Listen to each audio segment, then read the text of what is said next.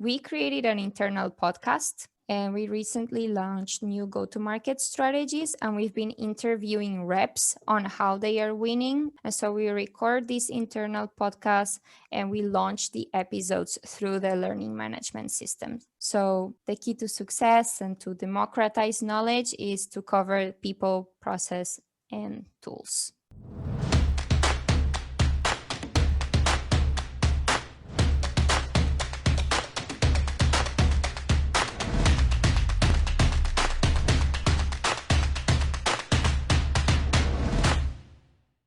So I was interested in Maria's story. How did you get here, and how does that influence the way you fulfill the function? And let's talk about that. Yeah. Yeah, sure. I can tell you a bit of my background. Actually, as many other enablement practitioners, I ended up here. I don't know, maybe without knowing that I was doing enablement, actually. So I started as a BDR maybe like 4 years ago in a startup in Portugal. And I was the first ever BDR hire there.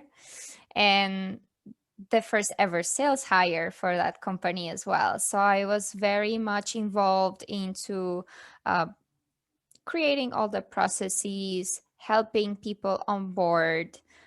Even when sellers came in, I was helping them with demos, I was helping them with internal processes, I was helping them selling. So I was kind of doing a lot of jobs and wearing a lot of hats. And eventually, my manager at the time, he pointed out to me and said, "Hey, actually, you're not doing like your job most of the time." Even though I was, of course, doing my outreach, keeping up with my inbound leads, but he suggested I looked into enablement, and I just fell in love with the role. And that's when I switched over to enablement, and I've been in enablement ever since. Yeah, superb story. It's part of what we love about the space, isn't it? So we can do lots of different things outside of our role. Before we come on to the first question, define that love. What makes you excited about it? Yes, for me, it's 100% helping people be successful at their role. Even when I wasn't in enablement officially, all I was thinking about was how's the team doing, how we can make sure that they are having all the tools to be successful, or how can we make sure that they know what to say, right? So I was always more focused on how we can gain efficiency, be more productive to eventually hit the goals. So I think uh, I'm very much for helping people, and I'm very passionate about sales. So enablement kind of bridges the two. Yeah, superb. Okay, so now when we're talking about helping people, let's move on to question number one. We're helping people, we're trying to get them to be the best they can be. But what does define the best sales reps? What defines an A player? Yeah, sure. So at Algolia, we define an A player rep if they showcase three soft skills: curiosity, connection, and positive paranoia. So curiosity, it's about the rep being diligent when they are doing the research before their outreach or before their calls. It's about asking the difficult questions, those questions that actually make the customers reflect on their own problems and their own needs in a different way. And finally, active listening so that they can keep engaging and keep probing the customer. Connection, it's about generating a relationship with the people you're working with. So deals are very complex. It involves many people.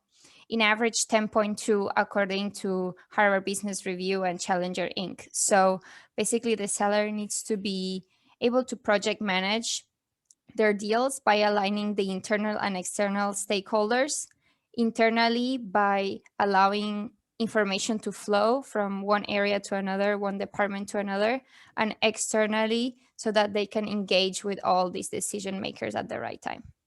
And finally, positive paranoia, it's for them to be able to predict the risks and anticipate future outcomes so that they can create strategies so that deals don't slip or don't get lost altogether. And my personal one, it's also conviction.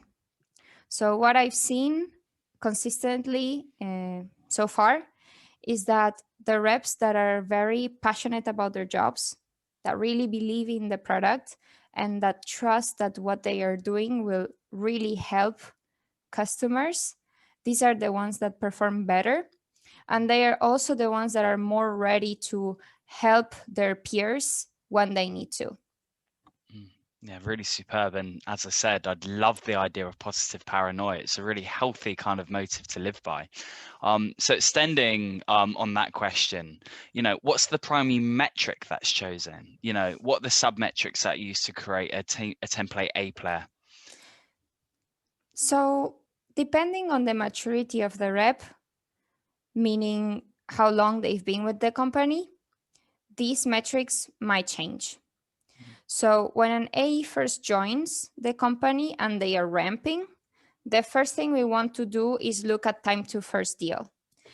And more importantly, we want to separate this from time to first net new opportunity versus expansion. Because if a rep can close win a deal, they can close other deals in the future. So we really want to take that as a leading indicator. On top of that, we can look at pipeline generation. So more specifically, we want to look at where is this pipeline coming from? Are they able to self-source the opportunity, or are they just relying on inbounds? So this is really important. We want to try to see what is the conversion rates and what are the outcomes instead of just looking at activities. Once the rep is already fully ramped and with the company, this can also change. So for very fast deals, transactional deals, let's say in our case it's SMB, we're going to focus on speed. So deal velocity is one of the most important metrics that will define this A rep. For more complex deals, more mid-market enterprise deals, this might not always be the case because since, again, they are more complex, they take more time, we can't look at the speed. So we want to also look at leading and lagging indicators. For the leading, again, we want to make sure that they have pipeline coverage. So again, how are they leveraging all the business partners, let's say their business development reps, their partners, the inbounds, how are they managing that to create pipe? And for the lagging indicators, we want to look at win rates, average deal size, and average sales cycle, which then will tell us, we'll come back to sales cycle velocity. Yeah, superb. Okay, so we have these awesome metrics, and I love the way how they're differentiated based on the type of the market, even how long the rep has been ramping. That's really intelligent. But we've got these metrics. So, when you're comparing a B player to an A player, where do you spot where one is weaker or stronger? Mm-hmm. So, of course, we look at this data, and generally, A players will excel at all of the metrics we just mentioned versus a B player might be somewhere in the middle. They might be good at some metrics, but not so good at the others. But for me, being in enablement, right? Even though data can give many pointers, there's still a qualitative piece that plays into this. So in my opinion, the main difference between A and B players, it's again going back to the skills, the curiosity, the connection, and the positive paranoia that I mentioned before. So how I actually see who's who, well, I rely a lot on virtual coffees, and I spend a lot of time watching recordings of their sales calls. We have a tool called Chorus, and I spend like an average of 5 hours there looking at how, like, what questions are they asking, how much talking did they did versus asking questions, and are they setting next steps, etc. Yeah. So yeah. Yeah, okay, awesome. Thank you so much. Just a quick one on that, because this sounds like a really awesome process you have. When you notice something really fantastic, maybe something a bit different, do you spread that around the team in any way or have any kind of co-learning going on? And what can other enablement folks do in that way? Sure. We do rely on chorus and the A reps a ton. Actually, they are our SMEs. We include them every time that we have to do a training session, roll out a new process or a new tool, mainly because their teammates are going to listen to them 100 times more than they would listen to me or to their managers, because like they have the proof that the methods actually work. So when we find something that's really great, we use our training sessions and we share there. One example of that is we were looking at how to measure the impact of Algolia in our customers. So we had an A rep come and present the ROI calculator that he designed for the customer. But we also have a newsletter in which we try to share these moments or these snippets of recordings every week. And we have a Slack channel where we share not only chorus snippets, but also presentations that resonated very well with the customers.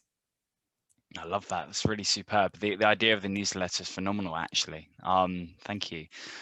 So, when we're talking about, A players, B players, I think one of the big questions is, how do we distinguish between an individual weakness or a sales team weakness, or even a weakness in a process?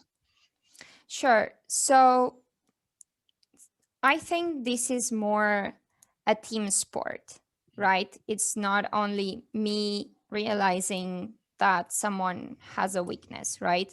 I think sales ops, enablement, and sales managers all should work together in order to tackle this. For example, sales ops are going to give us the trends in the data. They are going to give us the pointers on like conversions, uh, things like that, things that are working, things that are not. Eventually, as you know, the individual weaknesses will add up to the team weaknesses. After all, you're only as strong as your weakest link, right? So one example that happened to us last quarter was that we realized that conversion rates at the discovery stage, so stage 1 and 2, was not great. And basically we realized that it was across the board, right? Because each of the individuals didn't do great, and then it kind of cascaded into a team weakness. And that's where enablement and the sales managers come in. Coaching is really focused, like it's an area of focus for the managers, while enablement, we focus on upskilling the reps and the overall teams. So again, we got the trends and the data from sales ops. We look at the biggest gaps and we try to focus on those. In average, it takes about 64 days for people to change their behavior. So we might see some latency between when we deploy the training and when it actually takes effect in the team's performance. And that's why coaching is so important, because we only get to spend 1 hour a week with the reps.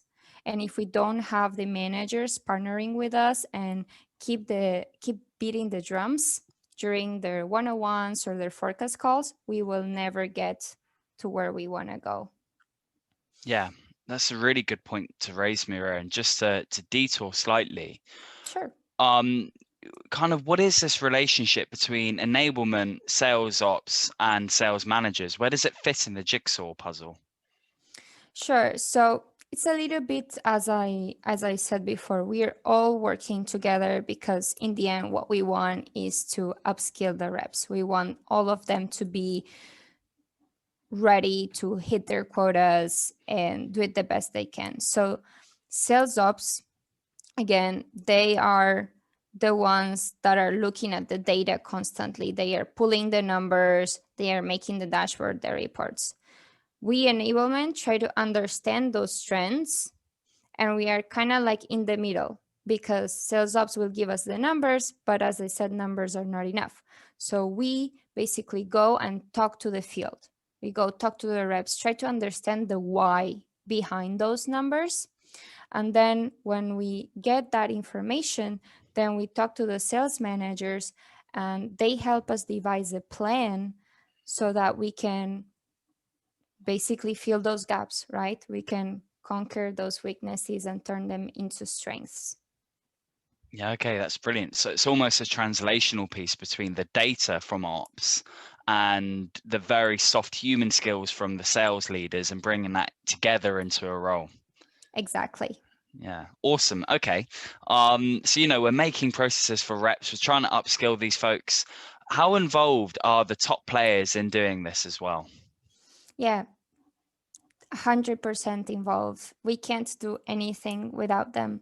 As I said previously, people will listen to them more than they will listen to us. So I gave you an example of how we involve them in our training sessions.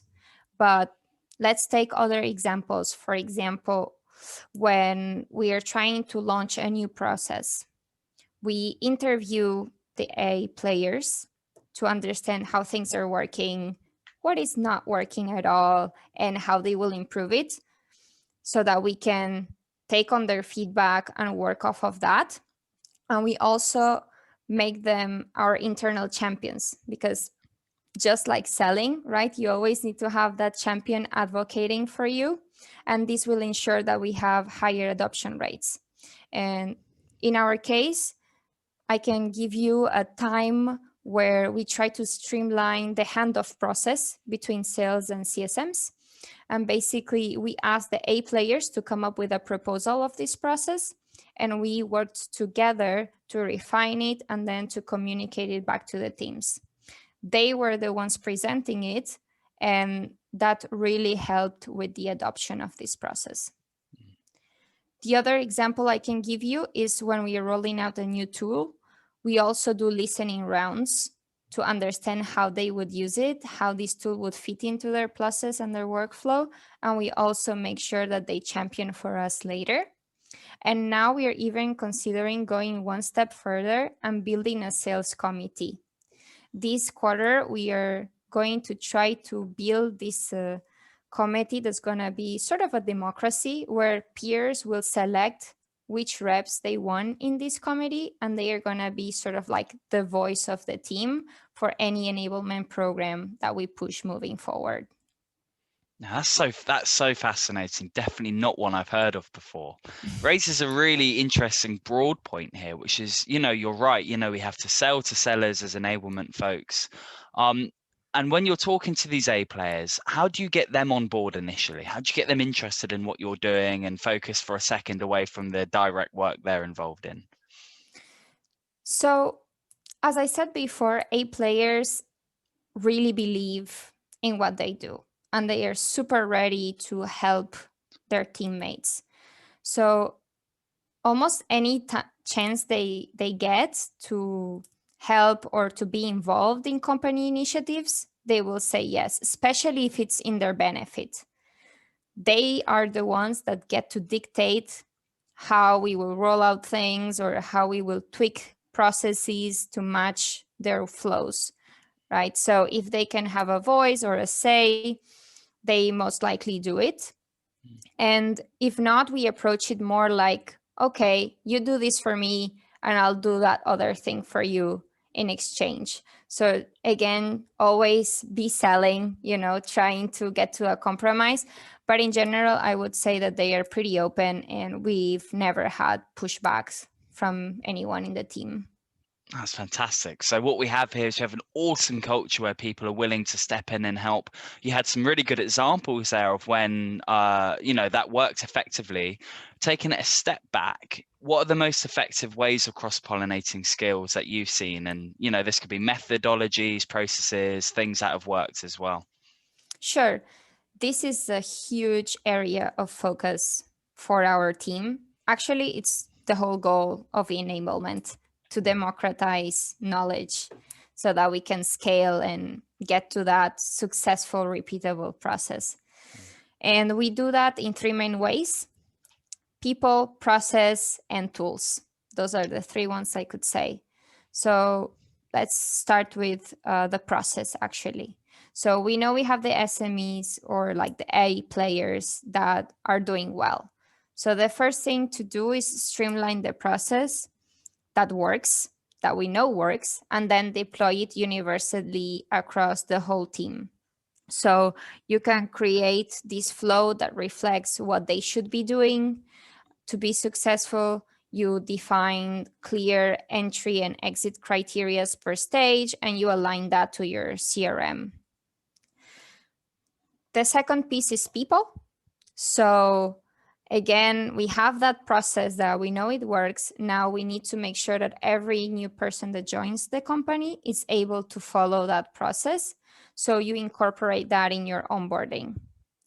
And on top of that, you can share like templates, call recordings, or other resources that they can leverage throughout the sales cycle to make them successful.